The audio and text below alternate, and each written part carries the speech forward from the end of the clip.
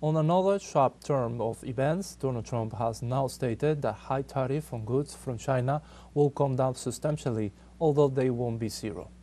During a White House news conference, Trump stated that the final tariff would not be near the current 145%, which he described as too high.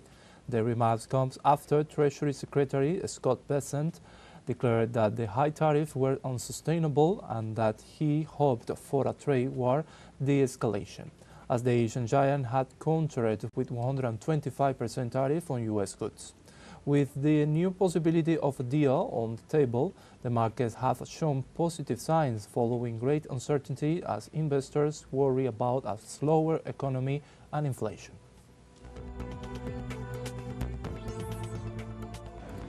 That's true. 145% is very high, and it won't be that high.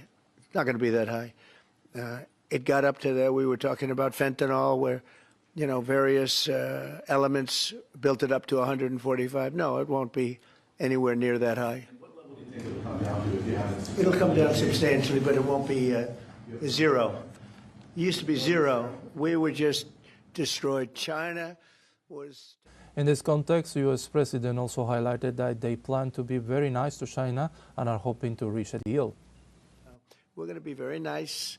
They're going to be very nice, and we'll see what happens. But ultimately, they have to make a deal because otherwise they're not going to be able to deal in the United States. So we want them involved, but they have to, and other countries have to make a deal. And if they don't make a deal, we'll set the deal because we're the ones that set the deal. Scott and Howard and myself and others, we're going to be setting the deal, and it'll be a fair deal for everybody, and it'll be, I think it's a process that's going to go pretty quickly. We've spoken to them. And in other news, U.S. former Vice President Al Gore sharply criticized President Donald Trump during a speech in San Francisco, accusing him of dismantling U.S. efforts to fight climate change and undermining the country's democracy.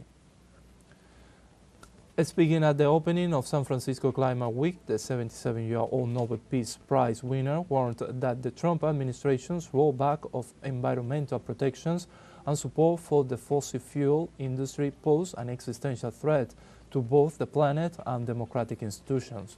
Gore urged citizens to resist what he described as a coordinated effort to halt progress on clean energy and erode democratic norms.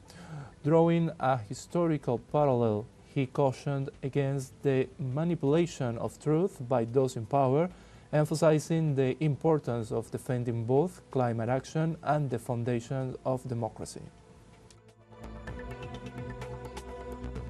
We've already seen, by the way, how populist authoritarian leaders have used migrants as scapegoats and have fanned the fires of xenophobia to fuel their own rise to power. And power seeking is what this is all about. Our Constitution, written by our founders, is intended to protect us against a threat identical to Donald Trump, someone who seeks power at all costs to get more power.